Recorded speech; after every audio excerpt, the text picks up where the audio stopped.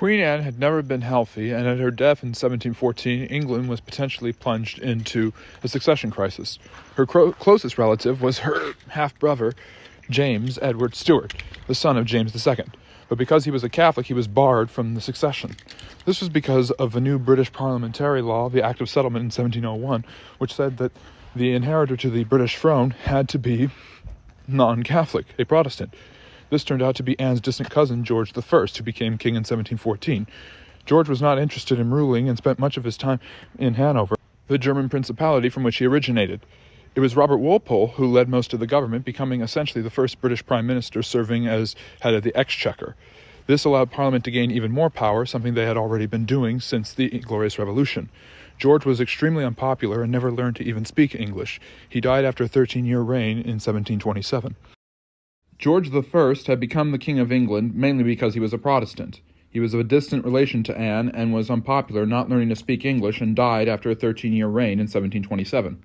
He was succeeded by his son, George II, who was much more English than he was German. He sought to undo the unpopularity of his father and the monarchy at this time and embraced his English power.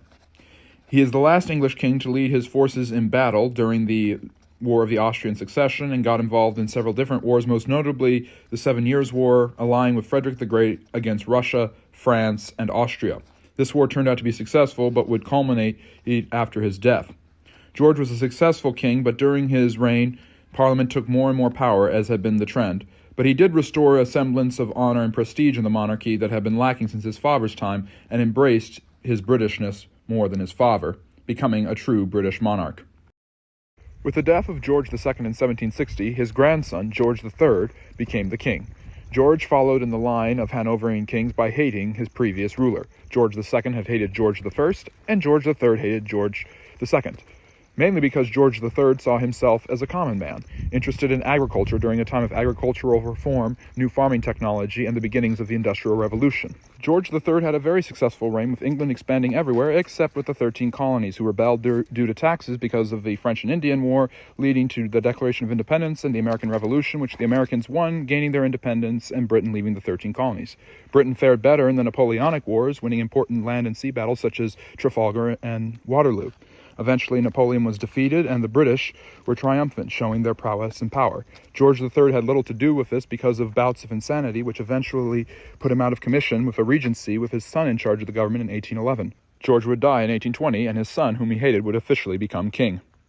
George III's reign had been successful and productive. Despite losing the American colonies, he expanded the British Empire in India and Australia and presided over the Industrial Revolution. However, his bouts of madness eventually led to him losing the throne to a regency led by his son, who would become George IV. George ruled over the kingdom starting in 1811, but it finally assumed the throne in 1820. Not surprisingly, just like every other Hanoverian, he hated his father. Being the opposite of his father's humble origins, George was a womanizer who was known for his alcoholism and opulent living style, which eventually led him to becoming morbidly obese and suffering from heart disease and stomach cancer. His opulence contrasted with his father's humility and frugality, and George was frequently drunk throughout his reign, ending with an early death in 1830.